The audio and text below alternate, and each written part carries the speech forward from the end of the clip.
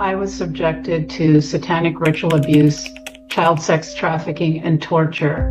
From my birth in 1964 to age 18 in 1982, when I left, moved to the United States, and changed my name. We decided to stop touching each children and stop touching each other and stop touching ourselves and face our urge. And what else are you going to stop doing? And stop touching ourselves. And we're going to stop touching ourselves. And what else are you going to stop? And stop killing babies. And stop killing babies. And stop killing babies, and we're going to face our fear and face our urge. Do sex to the babies. We throw them when we're dancing with the skulls after the babies are dead. What skulls? The baby skulls. Before? Yeah, from before. We put it on. Where did the baby skulls come from? They come from the baby. How did you get them from the baby? We cut the baby's head off. Then we clear all the meat from the skulls. And then we put all the meat and cook it. Sometimes we roast it, sometimes we roast it in the oven, sometimes we cook it on a frying pan. You told me there's some restaurants. Eating baby, and there's McDonald's in there, and they're also involved, and there's Starbucks inside, and they're also involved, and there's sweets shop in there. Well, no, don't rush. And You say McDonald's in Hampstead and Finchley, East Finchley. Yes. You said Starbucks where? Which Starbucks? Starbucks in Hampstead and, no, not in East Finchley, in Hampstead. So not all McDonald's are involved, and not all... We are the first species on the face of this earth to be aware of evolution, to be aware that we are affecting our own evolution by everything that we do. The babies we eat, the food we eat, the wars we fight, the babies we eat. They were eating people on Epstein Island. ¡Comieron humanos! ¡Asquerosidad! ¡Comieron humanos! Yo no estaba enterada de nada. Que había, o sea, de los asesinatos sí, pero que habían comido humanos. ¡Humanos! ¡Fuera la carne humana! I grew up in a political family, and as such moved around probably roughly every 2 years. So I grew up in Chile, in Lesotho, which is in Africa, in the Dominican Republic, Argentina, and then my teenage years in Rome, Italy. My Italian side of the family, my uncle in particular, was my handler pretty much since birth. My mother, I believe, was actually programmed to do this. No matter where we were living, we went to Rome every summer holiday and every winter holiday. So he also visited most of the countries where I lived at different periods to do different rituals and such. My earliest memory is a ritual that he did when I was in a crib. I remember the bars of the crib. That was designed to break attachment between me and my mother. You know, it involved things like loud sounds, strobing lights, my mother tied in a chair, me being swung around upside down by my foot. And my mother, clearly to me, now that I look back, was the victim of, mind control and abuse and all of that. And she was very sexualized as well. And so she was already kind of hanging by a thread, but I think this extra torment resulted in her basically, she had alters, so she would either be very, very depressed, and so as a baby, I would experience, crying for a long time and her not coming, or she would be very angry and very violent, which continued throughout my lifetime. So she was also a perpetrator. She was it was inconsistent, so sometimes she would seem to be okay, sometimes she would go into a very violent alter, so I learned very quickly to have a strong kind of read of her to see which mommy it would be and whether I was in danger or not. Just based on her the way that she was, I became, this is pretty common, I became her mother at a very young age. And another early ritual that I remember involved, it was when I was living in Chile, so I was about 2 years old, and my uncle had come there. And he had probably just had use of a small church, a small Catholic church. And he had my mother and some of her siblings in the pews. And he did a ritual with me. There was a priest, I remember, and him on the altar. And they took a metal cross and heated it up, and they laid it on my chest so that it sort of burned into my flesh. And there was some ritual, tying me to Satan and all this stuff. And then I was put into a little coffin and left in that church on that altar overnight. And so I say this also to show you that my mother was always involved in my torture. Sometimes she was tortured with me. So she was really also a victim. And as a mother myself, I cannot imagine the horror and the helplessness that she must have felt with her daughter being, also taken from her and trafficked, and also, she was a perpetrator, but like we both know, she was also a victim. So it was, those are some of the earlier memories. And then I'll let you ask me more about the facility I was taken to in Rome and the Vatican and all that. But those are sort of an example of some of the earlier memories. This is all cult-backed information. Attachment is the single most important thing for a human being. They did these horrific experiments in psychology where they took baby monkeys away from the mother and they put them in an enclosure, and they gave them a choice of a wire mesh mother figure with a bottle with milk and a wire mesh mother figure with a terry cloth covering. And the baby monkeys would starve to death and die, but cling to the comfort pseudo-mother.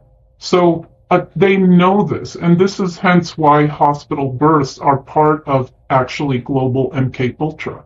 If you look at all the TV shows and if you look at hospitals, all the babies are in the little bassinets in the room alone, and they're not with the parents. Like, they take them and they put them there. They tried to do this with me when I had my daughter in 2003, so they're still trying to do this recently, and I refused. I insisted on keeping her on my body. So they know that attachment is vital to a person's formation, and so they did it with me, but they do it with all of society. And part of that breaking attachment would be, for example, getting mothers to go work. So now mothers will have a baby, and 6 weeks later they'll go back to work. There's a severing of attachment there. There's all kinds of layers in modern society, and then this cry it out, sorry, but, right? This is actually extremely harmful, and the idea is, oh, well, you have to make your baby independent. Well, the way you make a human being independent is you fulfill all their needs as they need them. So a baby needs to have physical contact, needs to be tended to whenever they're upset, needs to be fed, needs to be loved, needs to have that eye contact and that bonding. And if you raise a child that way, they actually internalize all of that good structure and love, and then they become independent, autonomous, balanced human beings. And so the reason we see, frankly, so many adults in the world that have tantrums and behave like 2-year-olds is because they didn't get those needs met. So this is a really significant part of what the cult does, because it's a great foundation to mind control, both an individual or the collective of humanity. And so then the military and psychiatry became involved, around World War II, like you say, Mengele, that's how I say his name. I don't know how it's really pronounced. So there were, and then when he was brought over to America, then his work then and prior work, like you say, informed the whole MK Ultra. So mind control has been practiced for, like you say, thousands of years. Absolutely. And it just has become more enhanced with psychiatry and with, in recent decades with technology. So it's even more deeper and well orchestrated today than it ever was. But you're absolutely right about that. And you are, I believe, in the UK. So if people want to research, some of your audience is there, is the Tavistock Institute. This institute was created to mind control, and in fact, in their sort of mission statement, they say that their goal is a one world government, and to get there, they will use future shock, which is basically trauma-based mind control. So things that they have done to us individually and understood and learned, then they applied to the collective. So some collective trauma would be wars, would be poverty and scarcity, which are completely engineered and not natural, would be psyops like 9/11, and I don't know if I can say the plague, if you'll get censored for that, but the recent plague. These are all actually global satanic rituals. So, and this has been, and you can look up Edward Bernays and all these people, they have actually written books on how to mind control the human population. So the things that they did to us and have been doing to children, like you say, for a long time, kind of was the foundation of this. And I always like to point out that what they did to me and my fellow survivor friends, they then learned and they used this trauma-based mind control on the collective. And my dear friend Kathy O'Brien always says that the sexual abuse of a child before the age of 5 is the single most effective tool in mind control, and it then becomes generational. So if you look up epigenetics, you understand that the environment actually affects the genes. And so with sexual abuse, you then you create generational layers of humanity that are extra compliant and extra open to mind control. Being mind controlled in my uncle's underground facility in Rome, which, by the way, connects to the subterranean levels of the Vatican. There were a lot of experiments where it's called trauma bonding. So there's this, they give you something good and it's nice and you kind of attach because attachment is so natural and necessary. So all children must attach, whether it's to an abusive parent or not, they have to survive. So they use that knowledge. And then, so they bring you in with love bombing and attachment and then smash, So as an example, one Easter, I was given a little cute yellow baby chick. And I am very, I guess what you would say I'm an empath. So I always had telepathic communication with animals and also with nature. And so and being so starved with love, but it's just naturally who I am too. So I loved this little baby chick. So that was allowed to get me to love it, to need it, to bond with it. And then a big kind of granite paperweight was taken and right in front of me, smashed with my hand on it, with my uncle's hand over mine and smashing that baby chick to death right in front of me.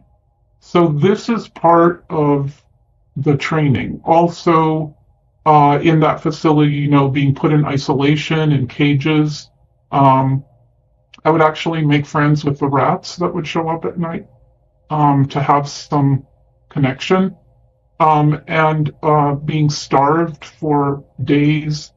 So they'll take away and then they'll bring you the food or take you out of the cage and you experience. So it's to create a bond to the perpetrator, which normally, if you're always abusing someone, then you're going to not trust and you're going to hate the let's say the handler, right? So it's this complicated use of psychology where there's a lot of abuse and then there's some, kind of giving back. And this is, for example, what the Stockholm Syndrome is, right? So it's very, very complex, and that is done to create a need and a loyalty for the perpetrator.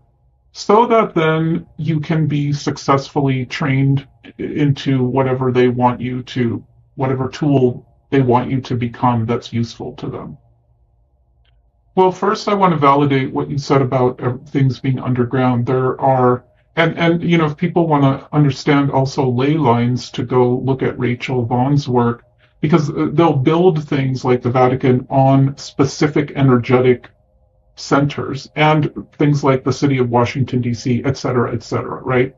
And all of these places will have underground tunnels, facilities.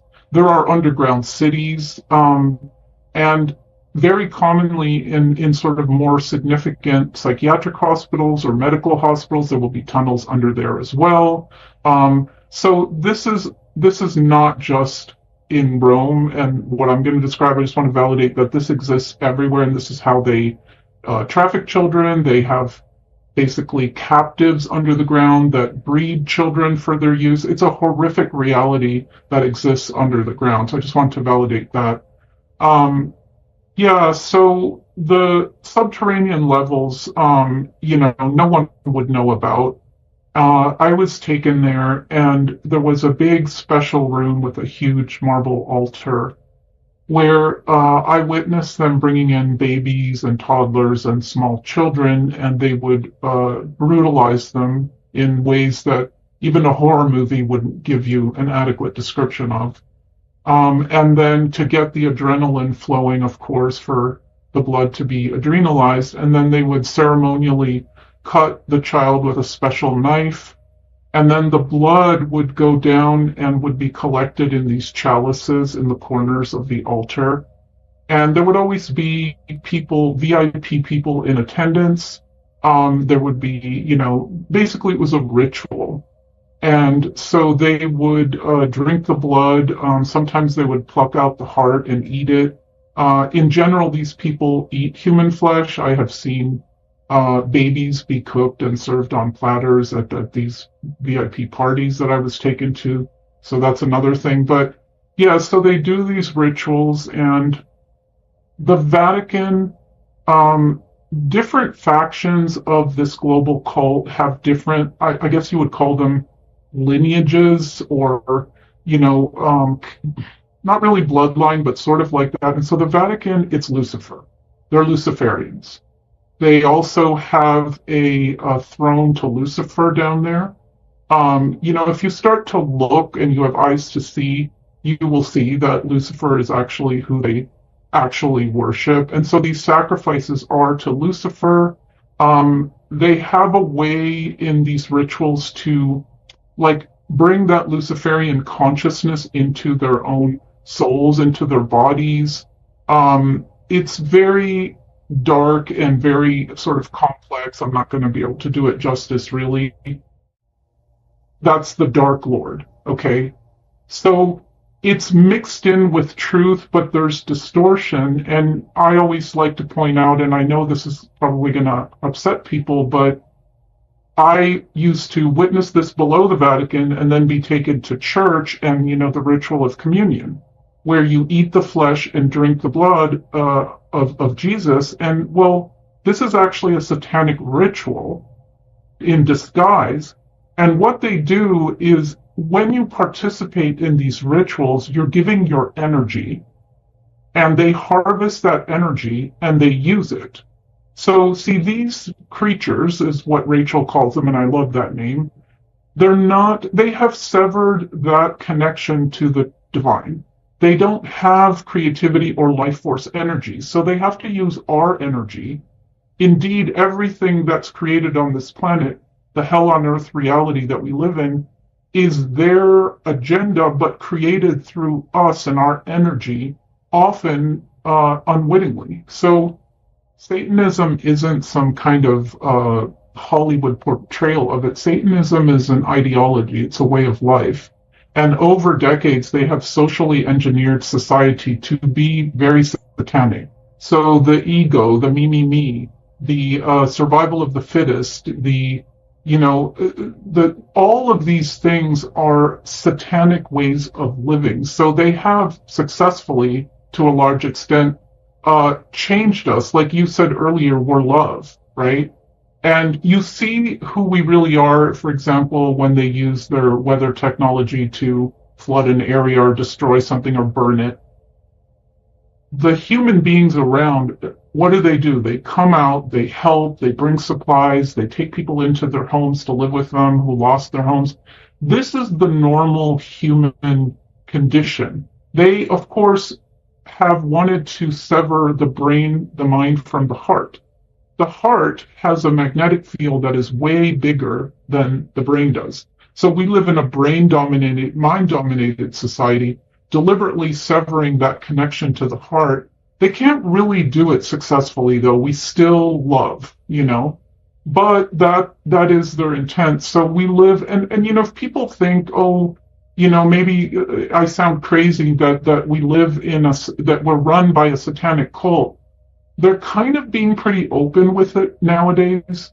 Look at the Olympic Games opening ceremony. Look at that Sam Smith performance for, was it the Grammys or what? I don't pay attention to that stuff, so I don't even know what it's called.